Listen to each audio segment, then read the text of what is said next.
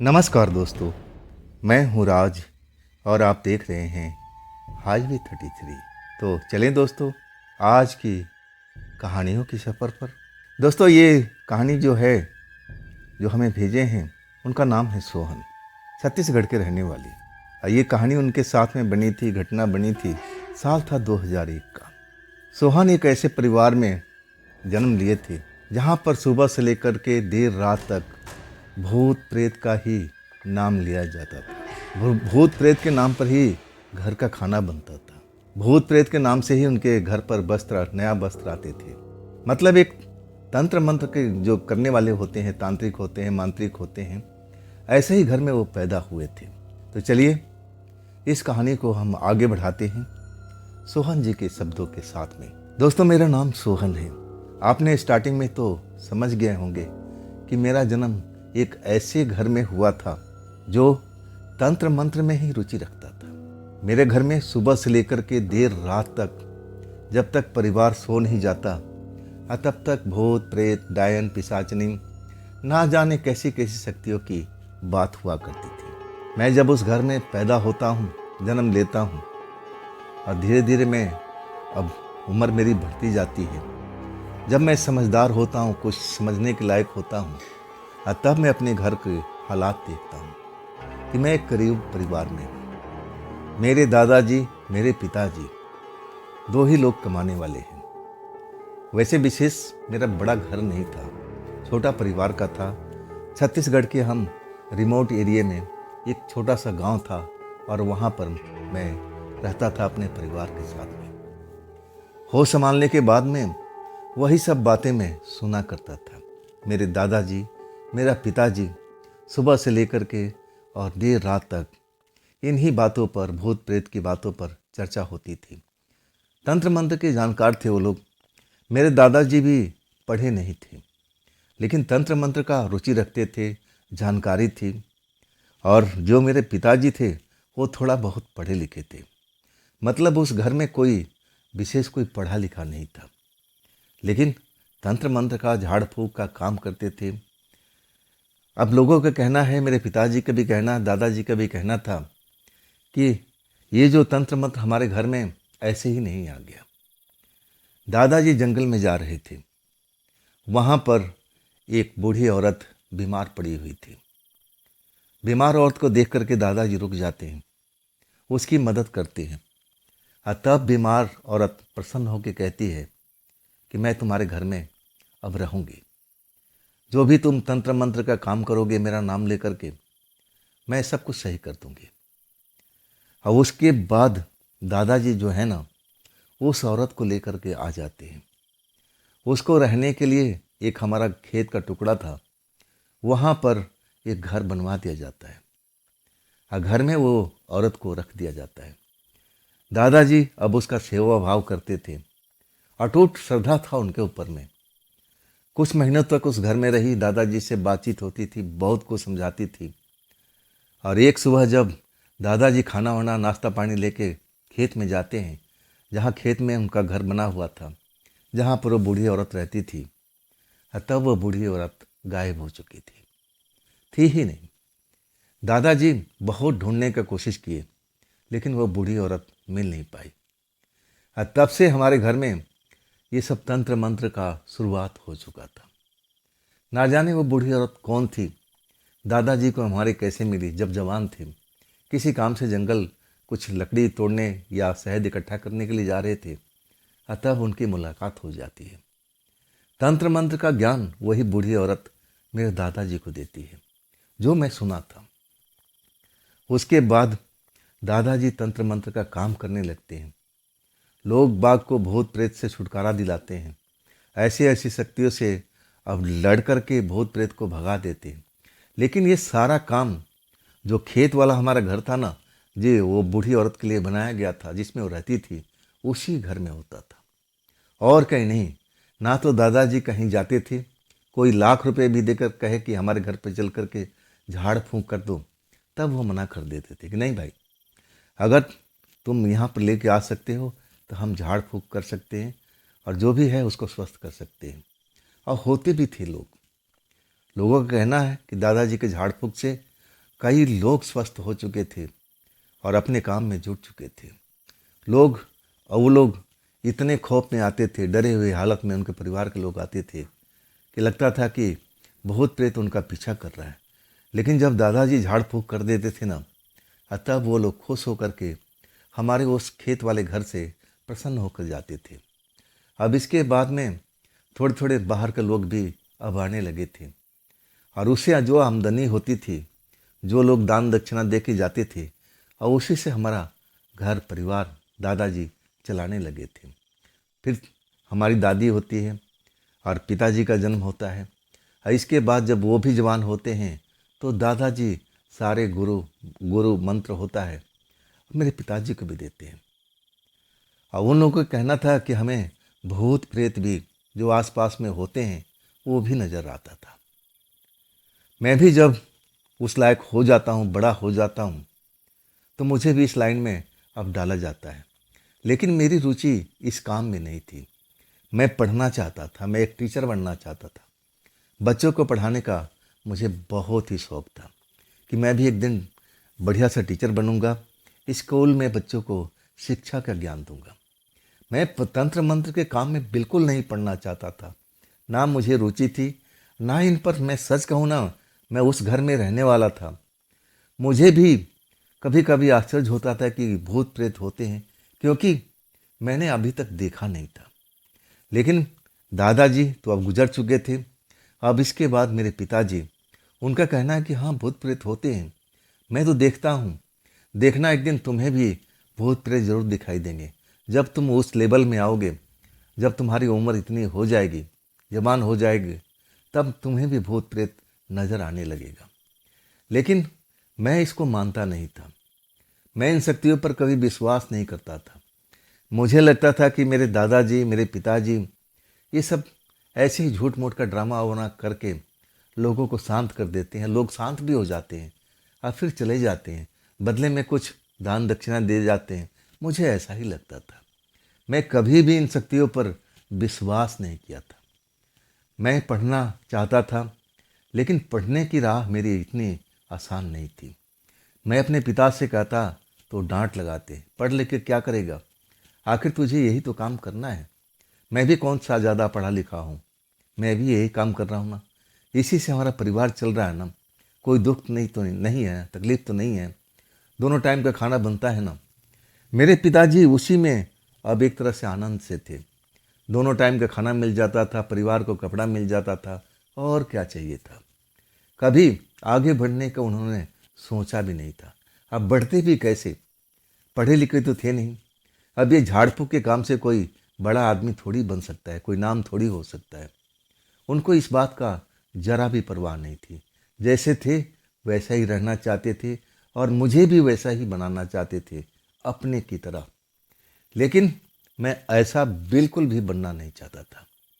मैं भूत प्रेत में बिल्कुल इंटरेस्ट नहीं लेता था। कई बार मैं उस घर में जाता था, जबरदस्ती पिताजी ले जाते थे, जहाँ झाड़ फूँक होता था। कई बार मैं उनके साथ में रहा कि कैसे होता है, मेरे पिताजी मुझे सिखाते थे। मैं इस कान से सुनता था, इस कान से निकाल देता था। रुचि नहीं थी ना, लेकिन जो मैं देखता था ना, तो मुझे अच्छा नहीं लगता था। ये तो ठीक नहीं है। ऐसा मुझे महसूस होता कि भूत प्रेत बिल्कुल नहीं है। लोगों के साथ में भूत प्रेत कैसे चिपक जाते हैं। अगर भूत प्रेत होते तो मुझे भी दिखाई देते, मुझ पर ही चिपकते, हमारे गांव के लोगों पर भी चिपकते। लेकिन दूर दूर से लोग आते थे और झाड़ फूँक होते ही सही हो जाते थे। तब मैं आश्चर्य में पड़ जाता, ये कैसे चमत्कार हो सकता है। मैं मानता नहीं था। ये मेरे पिताजी कहते थे, तू बड़ा हो जाएगा ना, तब इन बातों को तुझे समझ में आएगा। अभी तू मौज कर ले, खेल ले, कूद ले, और तू क्या चाहिए तेरे को। लेकिन मैं दूर तेरे को भेजूंगा नहीं पढ़ाई करने के लिए। अब हमारे आसपास के जो गांव में अब छोटे स्कूल थे, वहाँ तक तो मैं पढ़ाई कर लिया था।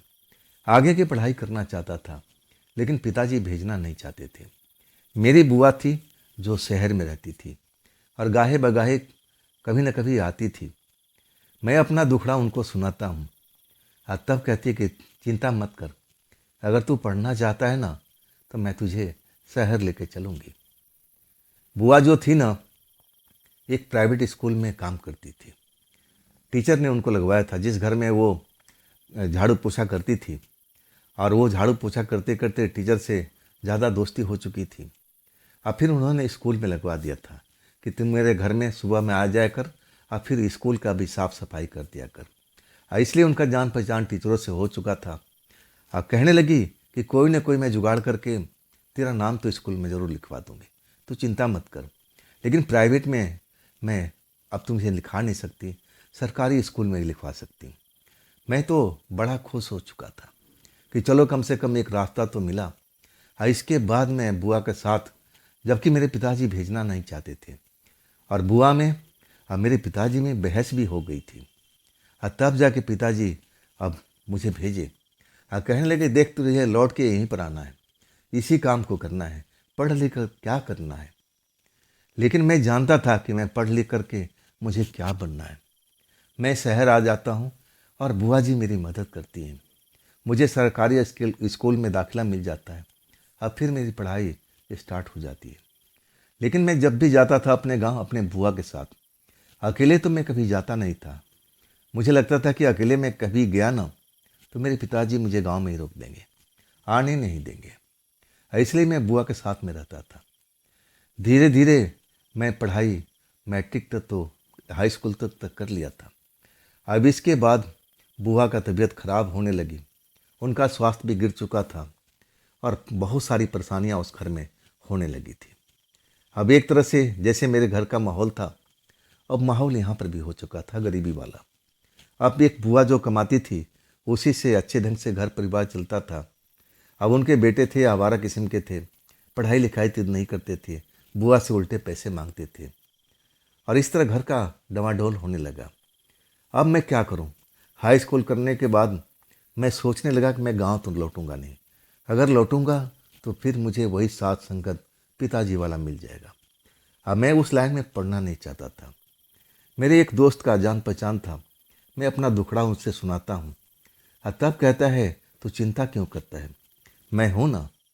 मेरा दोस्त मुझे मदद करता है और उसी के ज़रिए मैं सोचता हूँ कि आगे की पढ़ाई कर लूँ। लेकिन आखिरकार अब जो दोस्त है उसका परिवार इस चीज़ को नहीं मानते कि तू अनजाने लड़के के साथ में पैसा खर्च करेगा, उसकी मदद करेगा। वो भी लास्ट में हाथ जोड़ देता है कि भाई मेरे पास में ज़रूर होता पैसा तो मैं तेरा मदद करूँगा, लेकिन परिवार वाले नहीं दे रहे। मैं उदास हो गया था, मुझे लगने लगा कि अब मेरी पढ़ाई बस यहीं तक रह जाएगी, हाई स्कूल तक ही रह जाएगी, अब मैं आगे पढ़ नहीं पाऊँगा।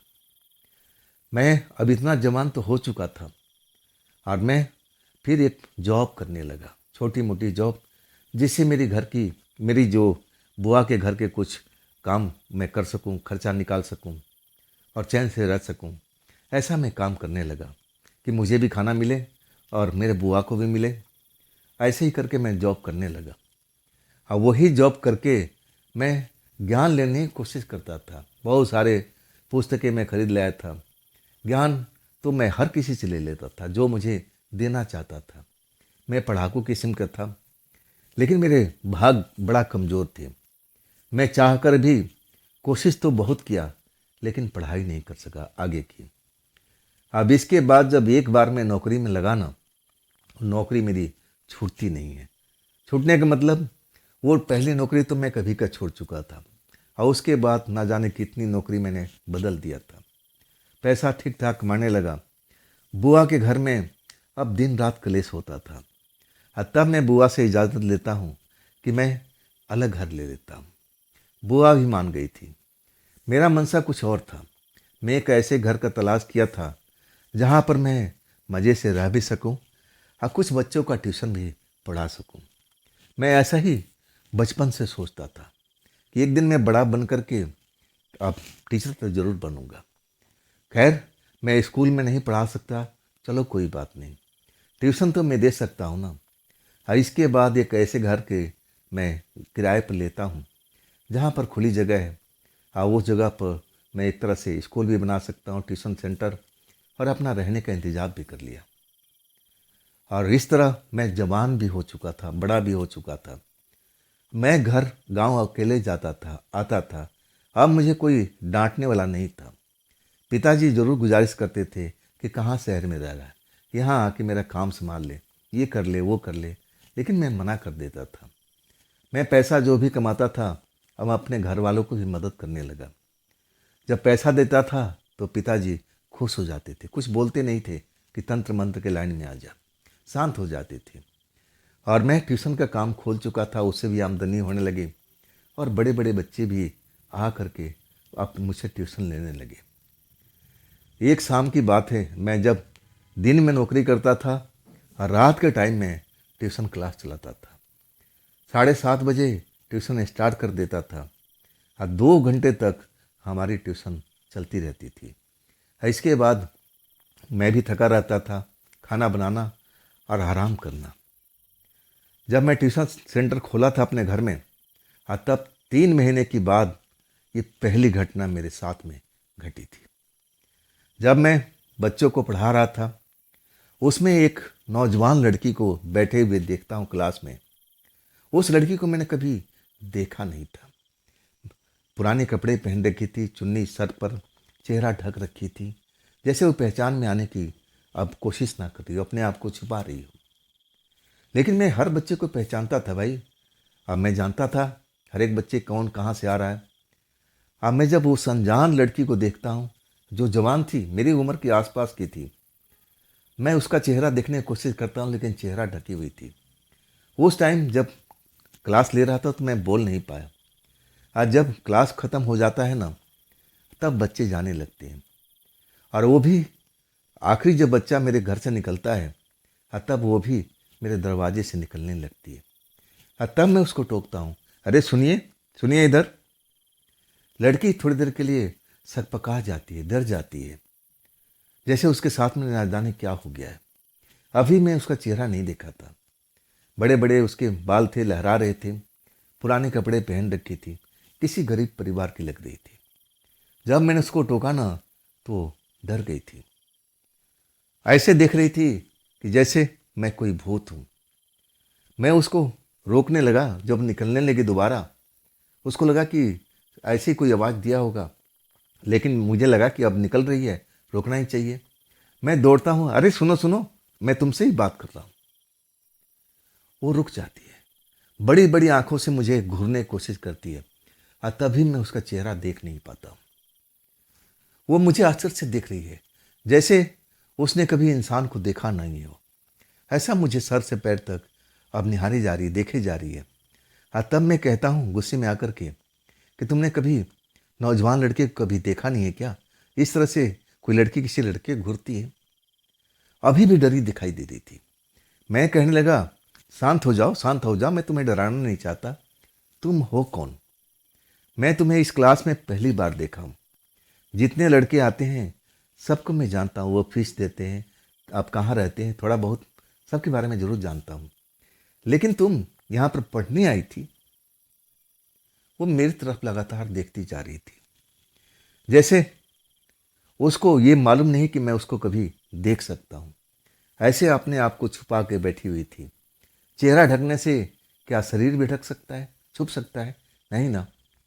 लेकिन उसको लग रहा था कि उसको कोई देख नहीं रहा है। लेकिन मैंने उसको बखूबी देख लिया था, रोक भी लिया था और तब वो डर गई थी। वो जाने को करती है लेकिन मैं उसका हाथ पकड़ लेता, अरे रुको रुको, तुम पढ़ना चाहती हो क्या?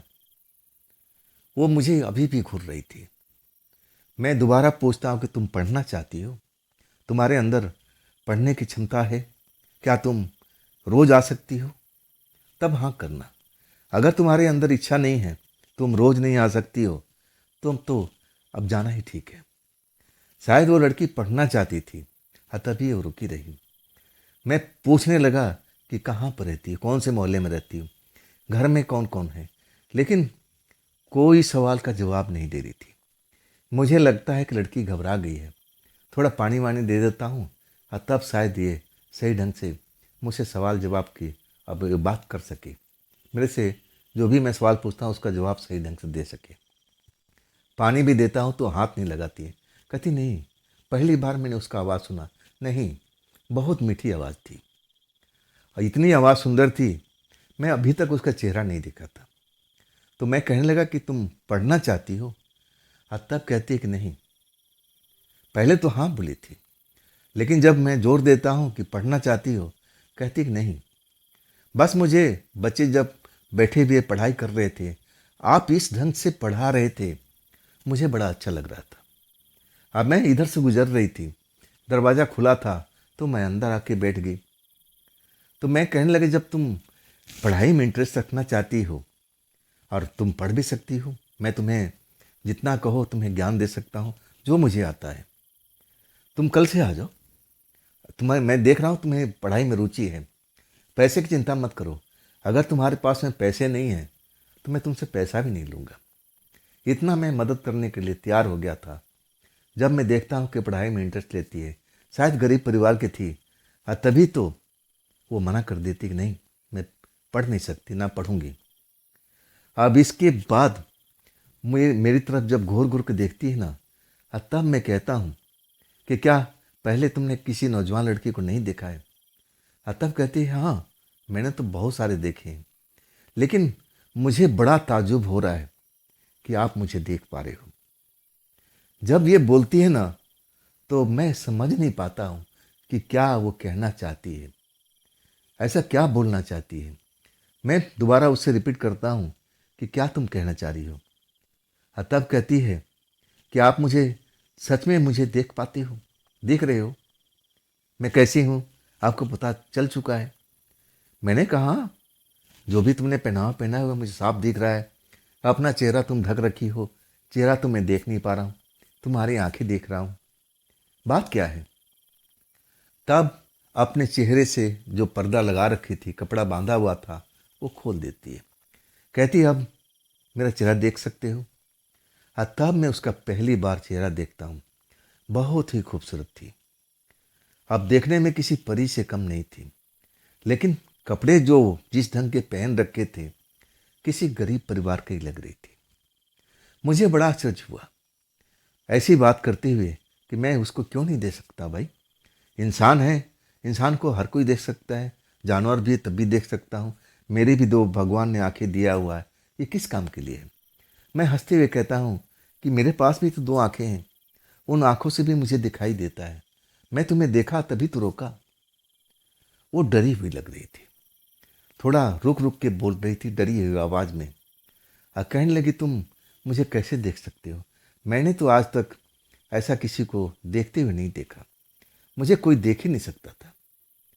मैं और आश्चर्य में पड़ गया। क्या कहना चाहती हो? क्या मतलब है तुम्हारा? कौन लोग हैं जो तुम्हें देख नहीं सकते? मैं तो तुम्हें देख रहा हूँ, ऐसी बातें क्यों कर रही हो? मुझे लगा लड़की सदमे में तो नहीं है, ये ऐसा क्यों बोल रही है। मैं उसको आराम से बिठाता हूँ, कहता हूँ तुम भूखी हो तो मैं तुम्हें खाना भी खिलाऊंगा, पानी भी दे रहा हूँ, लेकिन पानी मना कर दिया। अब मैं तुम्हारे घर तक छोड़ के आऊँगा, अब रात ज़्यादा हो गई है। तब कहती है कि मेरा तो कोई घर ही नहीं है, मैं तो इधर से उधर भटकती रहती हूँ। जहाँ कुछ नया चीज़ देखता है मैं सीखने की कोशिश करती हूँ, वहाँ पर चली जाती हूँ। लोग बाग मुझे देख नहीं पाते तो मैं छुपी रहती हूँ। जब ये बात बोलती है ना, तो मेरे मन में संदेह होने लगता है कि अपने आप को ये क्या साबित करना चाहती है, क्या कहना चाहती है। मैं बार बार उससे पूछता हूँ, लेकिन वो स्पष्ट रूप से बताती नहीं है। तब मुझे गुस्सा आ जाता है। तब मैं कहता हूँ क्या तुम भूत हो? भूत ही ऐसे चीज होता है जो हर किसी को दिखाई नहीं देता, तो तुम अपने आप को क्या भूत साबित करने पर लगी हो? तब वो कहती है हाँ, मैं भूती हूँ, आप मुझे भूती समझ सकते हो। जब ये बोलती है ना, मेरी आंखों पर विश्वास नहीं होता। अरे मेरे सामने तो बिल्कुल एक लड़की के रूप में खड़ी थी, हाड़ मांस की बनी हुई, अब अपने आप को भूत साबित कर रही थी। ये कैसे संभव है? मैं कहने लगा तुम पागल हो, अरे भूत प्रेत कुछ भी नहीं होते, मैं तो इन शक्तियों को मानता ही नहीं हूँ। तब वो कहने लगी कि बाबू मैं भूती हूँ। अभी भी मैं विश्वास नहीं कर रहा था। मैं उसके हाथ भी टच करके देख लिया, मुझे महसूस हो रहा था। तो जो चीज़ महसूस हो वो भूत भविष्य कैसे हो सकता है? मैं पढ़ा लिखा था, जितना भी पढ़ा लिखा था इतना तो मुझे ज्ञान था। हाँ, मैं उसको बार बार कह रहा था कि नहीं तुम भूत प्रेत कोई चीज़ नहीं हो, ना चुड़ैल हो, ना ऐसी कोई बुरी शक्ति हो। तुम दिमाग से खाली हो, तुम्हारा घर नहीं है, तो तुम्हारा परिवार भी नहीं होगा। मैं ऐसे ही बोला टोन में। तो कहने लगी, हाँ, मेरा परिवार को पता ही नहीं है कि मैं कहाँ पर पैदा हुई। मैं ऐसे ही भटकती हुई अपने आप को देखती हूँ। मैं बताई ना कि जहाँ मुझे अच्छा चीज़ नज़र आता है और वहाँ पर बैठ जाती हूँ, उन चीज़ को सीखने की कोशिश करती हूँ। वाकई में उस लड़की ने मुझे हिला कर रख दिया था। मैं तो लगा कि मैं पागल कहीं ना हो जाऊँ। और मैं उसको कहता हूँ कि ठीक है, तुम्हारा घर नहीं है तो आज से तुम्हारा ये घर है। इतनी बड़ी खुली जगह है। मैं तो सुबह काम पर निकल जाता हूँ और फिर शाम को लौटता हूँ। अब वैसे ही मेरे घर में ऐसा कुछ नहीं था कीमती चीज़ कि मुझे डर हो। अब गरीब का घर कैसा होता है आप खुद समझ सकते हैं।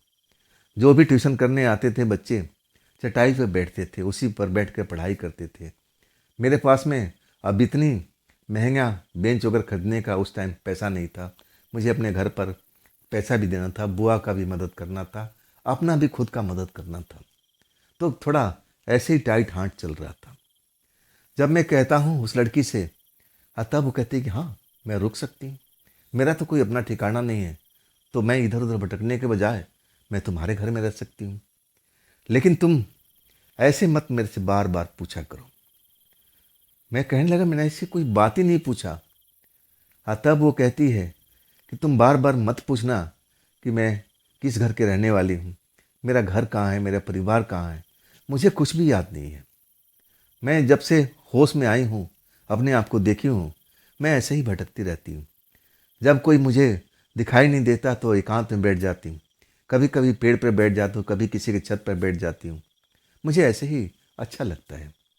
हमें भीड़ भाड़ में बिल्कुल रहना पसंद नहीं करती।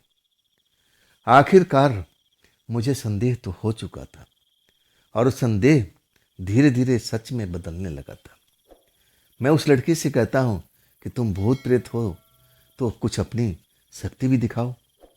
तो पहली बार उसके चेहरे पर मुस्कुराहट मुझे नजर आई। कहने लगी, मैं क्या दिखाऊं, मेरे को तो कुछ आता नहीं है, तुम बोलो वही चीज़ मैं दिखा सकता हूँ। तब मैं कहने लगा कि ठीक है, तुम इस दीवार से आर पार निकल जाओ। लड़की ऐसे ही करती है। वो दीवार उसके लिए रुकावट नहीं बनती। मेरे सामने वो दीवार से आर पार हो जाती है और फिर वापस भी आ जाती है। आज सच कहूँ ना कि मेरे हाथ पैर कांपने लगे थे। पहली बार मैं किसी भूत प्रेत को इतने नज़दीक से देखा था। ये तो कोई भूतनी थी, और वो भी एक सुंदर भूतनी, और वो भी थोड़ा शिक्षा का ज्ञान लेना चाहती थी। जहाँ उसको अच्छा लगता था ज्ञान लेने की कोशिश करती थी। मैं सच कहूँ ना, मैं कुछ देर तक तो मेरी बोलती बंद हो गई थी। जब मैं उसको दीवार से आर पार होते हुए देखता हूँ ना, तो मेरे हाथ पैर कांप जाते हैं। ऐसा लगता है कि नहीं, ये भूत प्रेत तो मैंने आज तक सपने में नहीं सोचा था। मेरे मन का भ्रम है, ऐसा हो नहीं सकता है। लेकिन मेरे मन का भ्रम नहीं था। मेरे आंखों के सामने वो लड़की दीवार के आर पार हो जाती है और फिर वापस भी आ जाती है।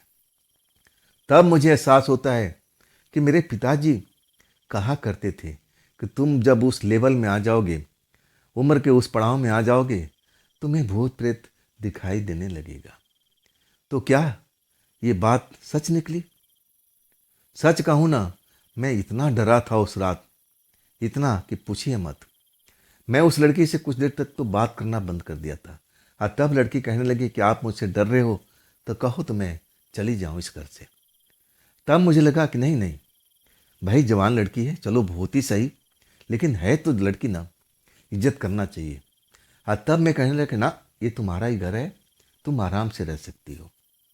पहली बार मुझे भूत शक्ति का एहसास हुआ था।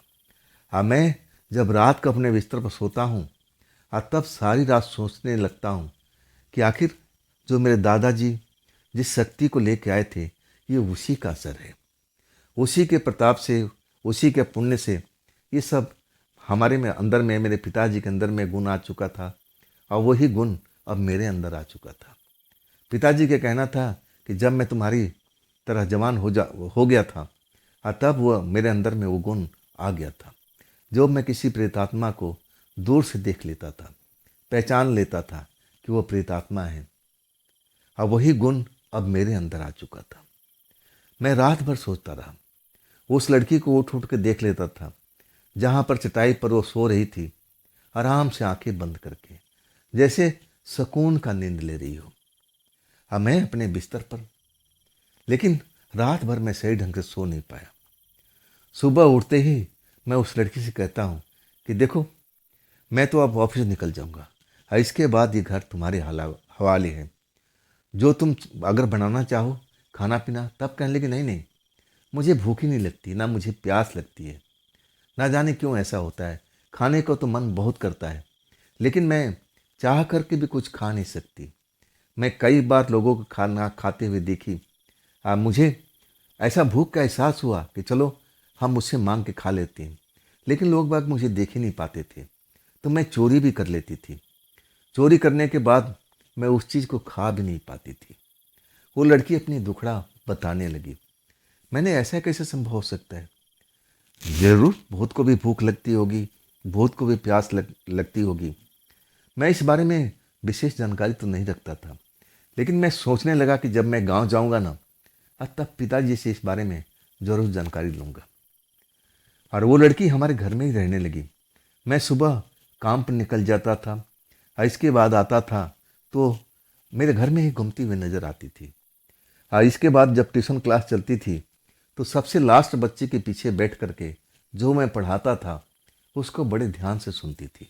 शायद उसको अच्छा लगता था। इस तरह मेरी दिनचर्या चलने लगी थी और ये बात मैंने किसी को भी नहीं बताया था। मुझे लगा कि मैं पढ़ा लिखा इंसान हूँ, अगर ये बात मैं किसी को बताऊंगा तो मेरे ऊपर तो हंसेगा ही ना, मेरा मजाक उड़ाएगा कि आप मास्टर जी हो, बच्चे को पढ़ाते हो, क्या यही पढ़ाओगे भूत प्रेत के बारे में? इसलिए मैं संकोच से, शर्म से ये बात ना तो अपने दोस्तों को, ना तो अपने बुआ जी को, किसी को भी नहीं बता पाया था। जहाँ ऑफिस में काम करता था वहाँ पर किसी फ्रेंड को, किसी मित्र को कुछ भी नहीं बताया था कि मेरे घर में एक जवान प्रेत आत्मा अब रहती है। ना खाती है, ना पीती है, बस आराम से सोती है। जब उसकी इच्छा होता है तो घर में घूमती है, कभी कभी बाहर भी जा कर के घूम आती है। यही दिनचर्या था उसका। आखिरकार मैं अपने गांव जाता हूँ 3 महीने के बाद में। कुछ ज़रूरत थी, पैसे कौड़ी का मदद करना था, पिताजी ने बुलावा भेजा था, तो मैं अपने गांव चला जाता हूँ। पैसा कौड़ी देने के बाद में पिताजी से मैं यही सवाल पूछना चाहता था, और वही सवाल को मैं अपने पिताजी से पूछता हूँ कि पिताजी, क्या प्रेत आत्माएं जो भी होती हैं भोजन नहीं करती क्या? पिताजी मेरी तरफ घूर कर देखने लगते हैं। मैं तो इस विषय में कभी बात नहीं करता था, इस विषय से मैं दूर भागता था। तो पिताजी को लगने लगा कि मैं ऐसी बात क्यों कर रहा हूँ, मैं इस चीज़ में तो रुचि रखता नहीं हूँ, तंत्र मंत्र के विद्या में जानना नहीं चाहता हूँ, ना इस लाइन में पढ़ना चाहता हूँ। आश्चर्य तो उनको होना ही था। मेरी तरफ आंखें फाड़ फाड़ के देखने लगे, चेहरे पर मुस्कुराहट दौड़ने लगी और कहने लगे, बेटा तू इस लाइन में आना चाहता है क्या? अभी भी कुछ बिगड़ा नहीं है, तो मेरा वाला काम संभाल सकता है। मैं हंसकर पिताजी से बोला कि नहीं पिताजी, ये काम आपको ही मुबारक हो, मुझे ये काम में बिल्कुल भी रुचि नहीं है।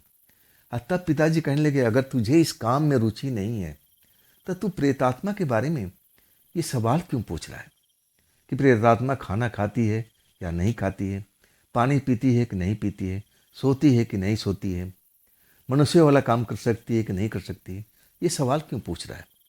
मैंने पूछने लगा कि बस ऐसी मन में जिज्ञासा थी, इसी जिज्ञासा की वजह से ये सवाल पूछ रहा हूँ। तब वो मुझे समझाने लगे कि कुछ प्रेतात्माएं जो होती है ना, भूख तो लगता है उनको, लेकिन चाह करके भी नहीं खा सकती। कुछ प्रेतात्माएं लोगों को खाना चुरा कर भी खा जाती है, कुछ भी खा लेती हैं, उनको कोई परहेज नहीं है।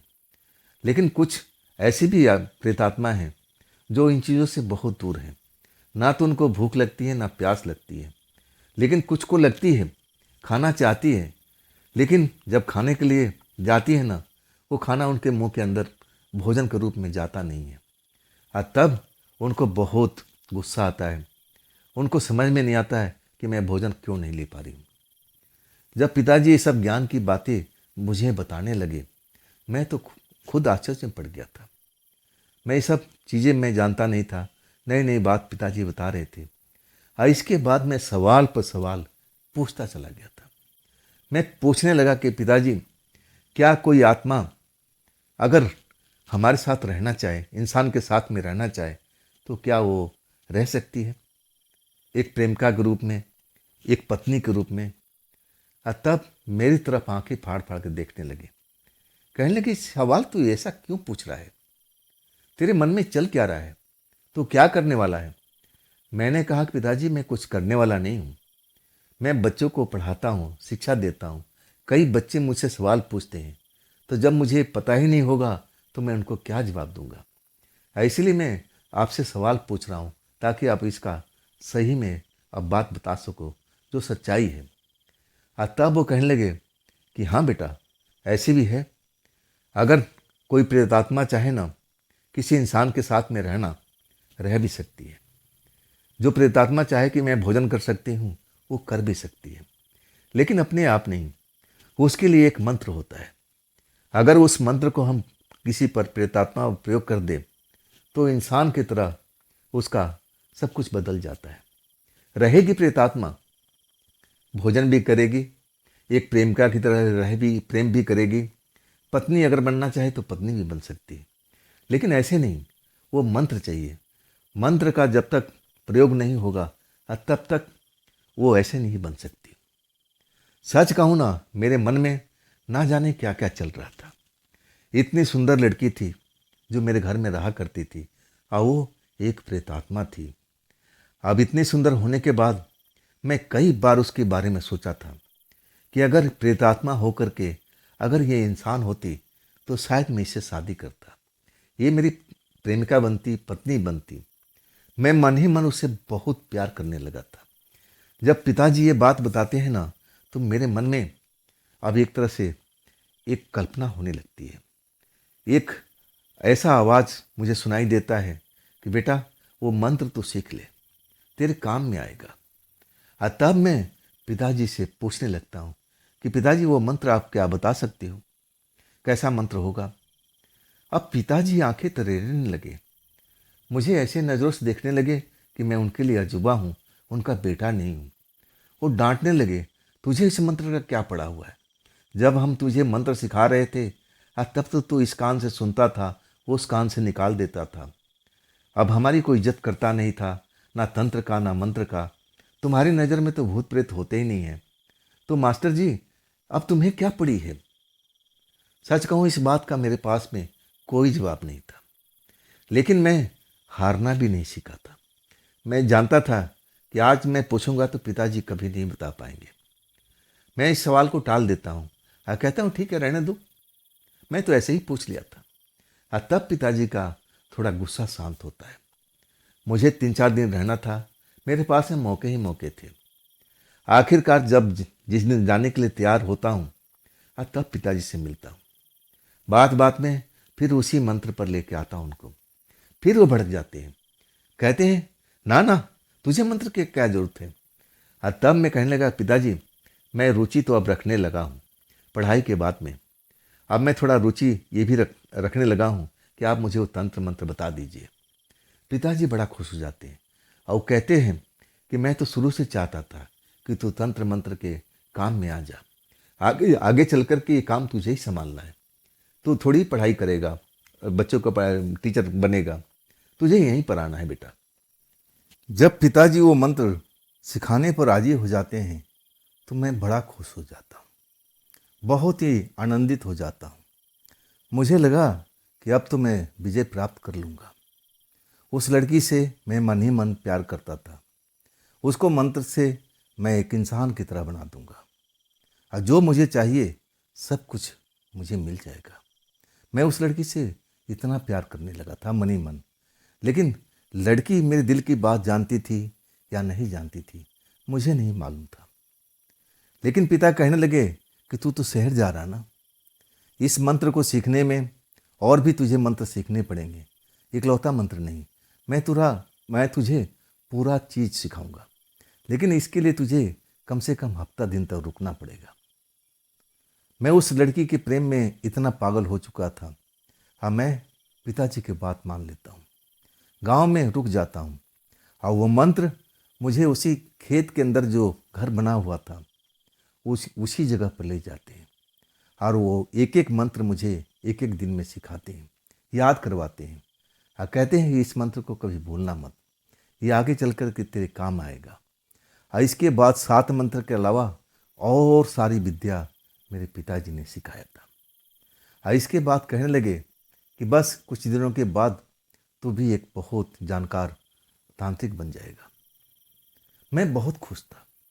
मैं जल्द से जल्द ये मंत्र सीखने के बाद शहर जाना चाहता था और आखिरकार वो घड़ी आ चुकी थी जब मैं पिताजी से कहता हूँ कि मैं अब शहर जा रहा हूँ और इसके बाद मैं जब लौटूंगा तब देखी जाएगी। पिताजी कह रहे थे कि अब शहर किस लिए जाएगा, अब यहीं पर काम धाम, तू पढ़ा लिखा भी है, मैं अब जो तुम दोनों मिल कर के अब अच्छा हम लोग काम धाम कर लेंगे, यही काम तो हमारा अब जीवन में चलेगा। लेकिन मैं संतुष्ट नहीं था। मैं अपना शहर वाले घर में जाना चाहता था। मैं जैसा बनना चाहता था वैसे ही मैं रहना चाहता था। मैं तंत्र मंत्र में उलझना नहीं चाहता था। लेकिन अब जो शक्ति मुझे मिल चुकी थी, मंत्र तंत्र मिल चुका था, मैं उसका उपयोग करना चाहता था अपनी उस प्रेमिका पर। शायद वो जानती थी कि मैं उससे प्रेम करता हूँ कि नहीं करता हूँ, वो नहीं जानती थी, लेकिन मैं अब अच्छी तरह से जानता था कि मैं उससे बहुत ही प्रेम करता हूँ। आखिरकार मैं शहर आ जाता हूँ। जब आता हूँ ना, वो लड़की मुझे कहीं पर भी दिखाई नहीं देती है। पूरा घर छान में मार लेता हूँ। जो भी उसका नाम था मैं नाम लेके पुकारता हूँ, लेकिन उसका अता पता ही नहीं होता है। सच कहूँ ना, मुझे रोना आ गया था। जिसके लिए मैं इतना कठिन मंत्र का जाप किया, सीखा, 7-8 दिन में लगा चुका था, और वो लड़की घर में थी ही नहीं, वो तो गायब हो चुकी थी। बहुत मुझे दुख हुआ, तकलीफ हुआ। बच्चे, अब सबको मालूम हो चुका था कि सर जी आ गए। अब फिर ट्यूशन आना शुरू हो चुका था। मैं अब धीरे धीरे उस लड़की को अब मन से निकालने लगा कि चलो वो तो प्रेतात्मा थी, अब ना जाने कहाँ भटकती हुई चली गई होगी। वो पहले ही भटकती थी, अब उसने देख लिया कि मैं इस घर में नहीं हूँ, शायद मैं अब बच्चे को नहीं पढ़ाऊँगा, और चली गई होगी। मैं अब एक तरह से उसको भूलने की कोशिश करने लगा, लेकिन मैं उसको भूल नहीं पाता था। मुझे वो बहुत याद आती थी। रात को मैं सही ढंग से सो नहीं पाता था। जरा सा भी आहट होती थी ना, तो मुझे लगता था कि शायद वो आ गई। मैं खाट से उठ कर के भागता था, पूरा हॉल को देख लेता था, लेकिन कहीं पर भी नज़र नहीं आती थी। तब मैं निराशा से भर जाता था। आंखों से आंसू निकलने लगते थे उसकी याद में। फिर मैं अपने आप को जैसे तैसे खाट पर सुलाने की कोशिश करता था। इस तरह से मेरी दिनचर्या चल रही थी। ऑफिस में काम में मन नहीं लगता था। मैं डांट भी सुन लेता था। मेरे यार दोस्त मुझसे कहते थे कि जब से तू छुट्टी गया है और जब से लौटा है, तू बहुत ही बदल चुका है। ना किसी से अपने दिल की बात कहता है, ना किसी को सुनने का मौका देता है। हो क्या गया तुझे? अब मैं क्या बताऊं कि मुझे हुआ क्या है। मैं किसी से ज़्यादा बातचीत बिल्कुल नहीं कर रहा था। और सही में उन लोगों का बात करना सही था कि मैं पहले सबसे हंस हंस के बात करता था, मिलता था, एक अलग ही माहौल था ऑफिस में। लेकिन अब सब कुछ मेरे लिए बदल चुका था। मैं रात दिन उसी लड़की के ख्याल में भटकता रहता था। कहाँ होगी? कहीं किसी पेड़ पर बैठी होगी, किसी की छत पर बैठी होगी, किसी खाना खाते इंसान के पास में जा रही होगी, चुराने की कोशिश कर रही होगी। मुझे ऐसा ही लग रहा था। हाँ, मैं उसकी मदद भी करना चाहता था और अपने साथ रखना भी चाहता था, लेकिन मैं ढूंढूं कहाँ पर। लेकिन मैं हिम्मत नहीं हारा। ट्यूशन के बाद मैं घर पर अकेले ही रहता था। अब तो घर में दिखाई नहीं देती थी, तो मैं आसपास अब मैं जानने लगा था जब पिताजी ने बताया कि भूत प्रेत अधिकतर कहाँ पाए जाते हैं। अकेली जगह पर, सुनसान जगह पर, जहाँ पर अब कोई ना हो, इंसान ना हो। कई ऐसे भूत होते हैं जो इंसानों के बीच में पाए जाते हैं। पिताजी ने सब कुछ बताया था। तो मैं ऐसी जगह पर भी ढूंढने लगा था जहाँ पर कोई रहता नहीं हो, और ऐसी जगह पर ढूंढने लगा जहाँ इंसानों का भीड़ लगी हो, जो कोई मेला हो, ऐसी जगह पर मैं जाने लगा। आखिरकार मैं जब एक मेला में रात को पहुंचता हूँ ना, मुझे अपनी आंखों पर विश्वास नहीं हुआ। बड़ा सा चरखी चल रही थी और बच्चे बड़े उसमें आनंद ले रहे थे, और वो प्रेतात्मा लड़की वहाँ पर खड़ी हुई उनको अब देख करके बड़ा खुश हो रही थी। शायद उसकी भी तमन्ना थी कि मैं इस चरखी पर बैठूं और उसका आनंद लूं। जैसे ही मैं देखता हूं ना, तो मेरे आंखों से आंसू निकलने लगते। आखिरकार मैंने उसे पा लिया, मैंने उसको पा लिया। धीरे से उसके पास जाता हूँ। भीड़ काफ़ी है, मेला है तो लोग बहुत सारे भरे होते हैं। मैं उसका हाथ पकड़ लेता हूँ और तब वो मेरी तरफ मुड़ के देखती है और उसके चेहरे पर भी एक मुस्कान दौड़ जाती है। आप आप आप मुझे ढूंढ लिए। मैं तो आपका घर का रास्ता ही भूल गई थी। मैं तो कई बार ढूंढने की कोशिश किया लेकिन आपका घर का रास्ता ही नहीं मिला। तब मैं भटकते भटकते इस जगह पर आ गई थी। वो अपने बारे में सब कुछ बता रही थी कि एक रात में जब निकली, जब आप नहीं थे, मन नहीं लग रहा था और मैं ऐसे ही घूमते घूमते बहुत दूर निकल आई थी। और इसके बाद आपके घर पर जाना चाहा ना तो मुझे रास्ता ही सही से नहीं मिला। फिर मैं भटक गई। और ऐसे ही भटकते भटकते मैं इस मेले में आ गई थी। यहाँ पर लोगों को झूलते हुए मेले में चरखी पर ढूंढते हुए बड़ा ही मुझे आनंद आ रहा था। मैं भी झूलना चाहती थी। मैं कहूँ ना, अपने में अपने प्यार को पा लिया था। अब मैं कहने लगा कि मैं सब कुछ कराऊंगा जो तुम करना चाहती हो, लेकिन अभी नहीं हो सकता। इसके लिए मुझे घर पर चलना पड़ेगा और इसके बाद जो भी तुम्हारी इच्छा है वो तुम पूरी कर सकती हो।